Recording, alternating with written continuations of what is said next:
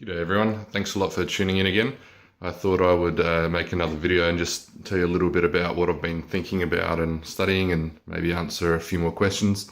So it was pretty early this morning. I woke up at about 4 and thought, well, I can't get back to sleep, so I thought I'd just do some study.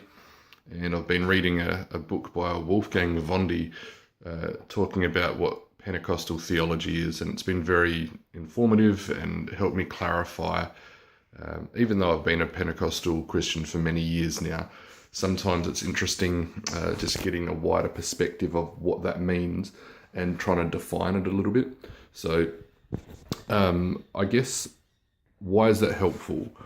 Well, it's helpful because we can all be a bit biased and think that our experience of the movement or organisation or denomination that we're in is typical for everyone in that movement and that group.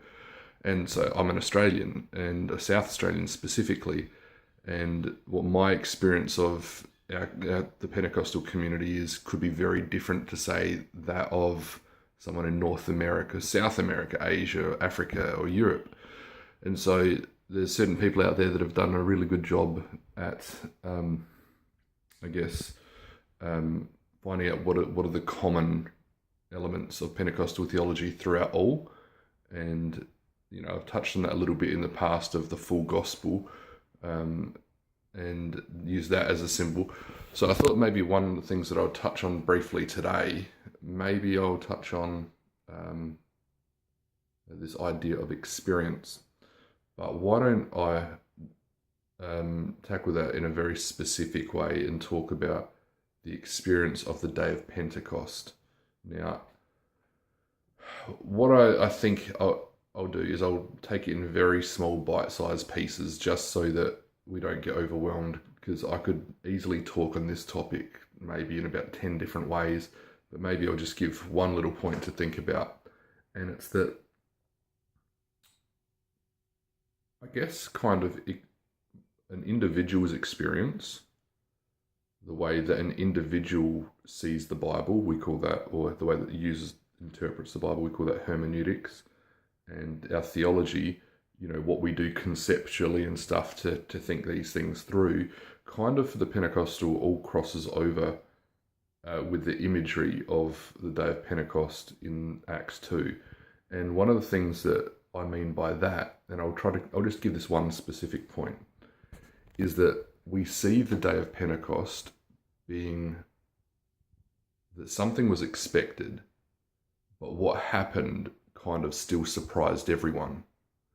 And so then we flash forward to, say, Azusa Street in North America in 1906 or thereabouts, and people had a modern day experience of the Holy Spirit being poured out, and then some connected lines and dots were drawn, and what happened is people, or Pentecostals, said, I've experienced the same outpouring of the Spirit that they experienced that I'm reading in Acts 2.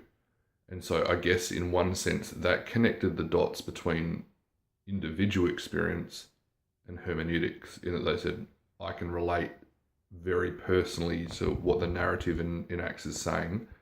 And then separately to that, then when we do theology as Pentecostals, we then say we do that from a position where we're saying, well, we believe that the narrative of the Bible is true based on what I just said, but we're also doing it from the perspective that the emphasis on the day of Pentecost kind of colours the way that we do all theology, in that we don't want theology just to be an abstraction that's out in the distance, that's theoretical and kind of just hangs there.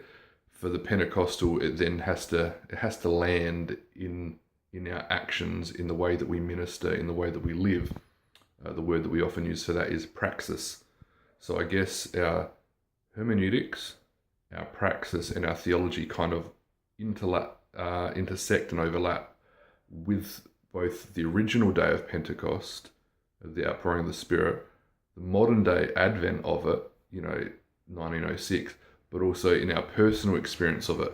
And so Pentecost becomes, yes, a real historical event to us that's made real through our own experience, but it also is symbolic in a lot of ways, in that the way that we approach our theology, Bible reading, and living kind of keeps coming back to this idea of Pentecost and what it means for God's unexpected fulfillment of his promises, I guess, to be made manifest or to occur in a very real and deep experiential way that colours what we do from there. And I know that I'm being a little bit awkward because in the way that I'm presenting this, but that's because I want to say more. But if I open up more, then that's another big chat in a different direction. So I've just tried to limit it just to at least the broad strokes for now. All right, so if you've got any questions, feel free to put them in the comments of the YouTube page or on Facebook or something, and I will try to get around to answering them. Sometimes I've got a bit of a trajectory of the direction that I want to go, and so I'll try to cover some of those things just as it makes sense in my head. But if the question's kind of relevant to where we're at, then I'm very happy to touch on it. Now, the other part of that is also that I want to make sure that you understand that although, yes, I'm studying a PhD, most of you aren't. And so my language and the way that I'm communicating these things is trying to be fairly accessible and just conversational. I'm not trying to give a lecture or anything like that. So what I mean by that is I'm not quoting my sources so much. I'm not kind of footnoting for you and that kind of thing. I'm kind of just chatting about the things that I've learned. But if you ever want to know, where'd that idea come from, I'd like to read more, just put that in the comments as well. But for the sake of making these videos accessible, I won't do that, just in the general conversation. All right, thanks again for joining, and I'll see you again next time. Bye.